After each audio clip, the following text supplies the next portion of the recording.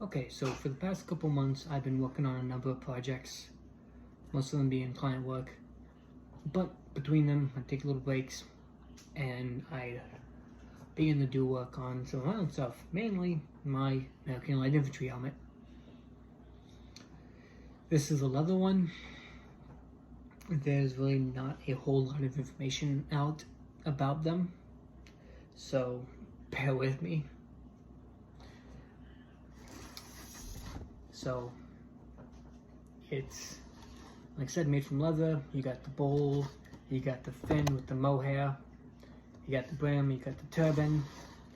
I have the cockade. I need to get the ostrich feather. I got the pieces from G.G. Godwin. He has somebody that makes them, but he stopped making them, so Godwin has a limited stock of them. I was able to get one of them before they went out. It took about a year for me to actually get it after getting a number of phone calls, but I finally have it. I've been working on it. Well, he pretty much just said, like, I have the helmet, it's just not assembled. And I told them, just send me the parts, I can put it together myself. I got a little bit of discount, he sent them to me, and here we are. Pretty much all I got was the brim, the shield, and the skull cap. I had to take the skull cap apart because it just got one long central seam.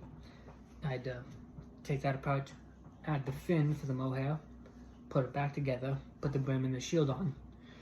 That was quite the adventure. And I did not have fun. If I had, because the central seam on the skull cap, the holes were pre-punched. I did not have the punch that you had to do them, so I had to create new holes for the fin. I kind of just made as many holes as I can going along it, and just hoping that if I put the needle through the skull cap, it'll go through the fin and into the other hole on the other side. It didn't work out like that, and it was just a long process. But it's done. I'm happy. The turban, it's linen.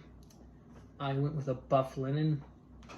I probably should have gone with either natural white or bleached white, but I do kind of like the buff color, and it's not going to matter too much because once it actually starts getting used out of ends, it's just going to get caked in dirt and mud, a little bit of gunpowder and all that.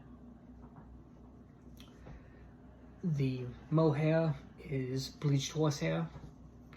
It is a little thin. It's not as full as I wanted it to.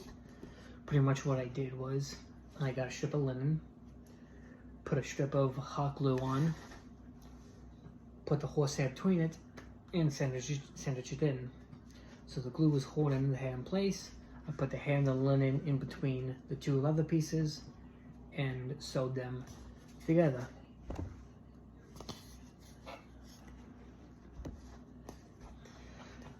The information on these helmets are very, very hazy because there's enough mentions of them to be known that they were present.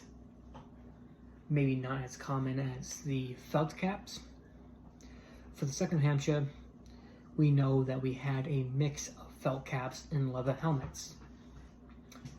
It was either they got sent a batch of leather helmets, whoever didn't get any whoever didn't get the leather helmets, they turned their regular hats into the felt caps, or they got multiple shipments, one shipment of leather helmets, one shipment of felt caps, another shipment of leather helmets, another shipment of felt caps, whatever it may be.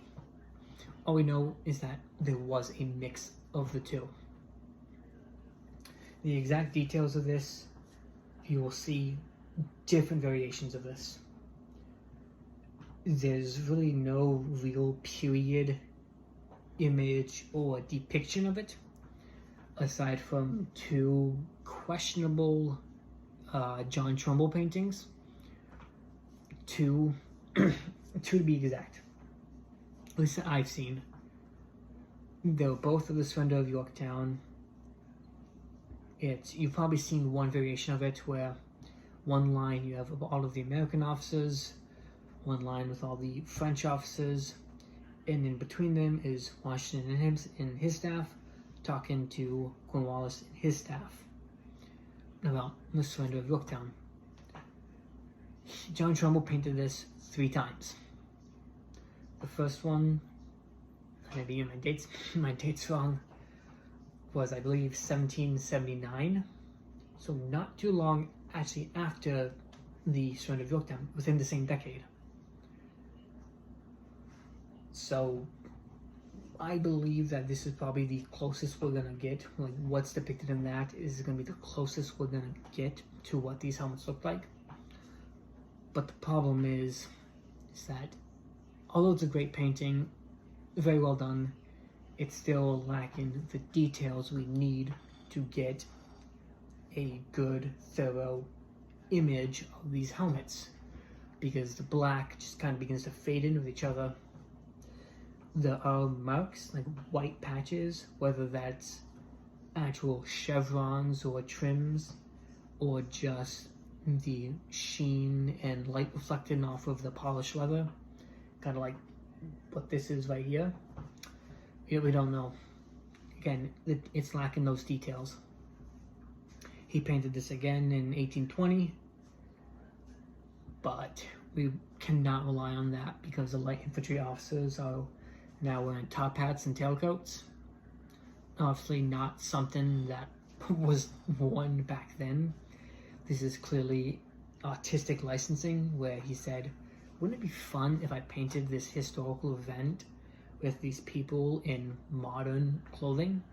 Because they didn't have top hats and tailcoats back then in the American Revolution, but they did in the 1820s.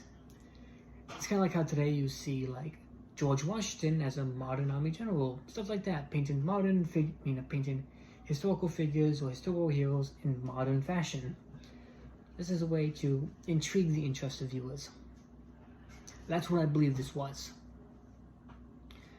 And then he painted again a couple years later, resorting actually going back to, okay, I want to paint this as accurately as I can. John Trumbull himself was not at Yorktown, but his brother, Jonathan Trumbull, was as a colonel of the Continental Army. Now, simply because he wasn't at Yorktown, or may not have been, doesn't mean he's never seen the army. With his brother being a colonel, I'm sure he's seen his men. And if he was a colonel, then if Jonathan Trumbull was a colonel, he would have led a regiment or battalion who had a light company about this time. So I'm sure either John Trumbull would have seen it himself, or would have had his brother describe it to him. If you look in the painting, you do begin to see those greater details. You can see a better shape of the helmet. You can see that it's got a chevron and may have LI, which is what most people do on their helmets. And then the trim. You really can't see the turban or the mohair. Those are there because there's a sketch of an American officer in the felt caps that does have the mohair and trim along the sides. This could be them trying to make the felt caps look as close to the leather helmets as they can. That's kind of what my unit is doing, is we kind of believe that the felt caps were probably trying to replicate the leather helmets as close as they can. So again, there's not a lot of information out there about it. Don Cherani and Henry Cook, both very well respected and very well researched artists of the time. Don Cherani is a painter. He's done many paintings, a number of American light infantry ones, where they're wearing this style of helmet. You also have Henry Cook, who is a well-researched tailor. He's a guy that will go to museums and actually handle original clothing from the time and take notes. he has this helmet like that too, like what you see in the Trumbull's painting. I really won't say that there's no wrong way to do this, because we don't know what the right way is. But the leather helmet, we know they were there, we know they were present. At the same time, we can't just neglect their presence. So it's a very touchy subject, because we know they were there. We have a generalized idea of what they looked like, but we don't have a detailed description. So we gotta work with what we can.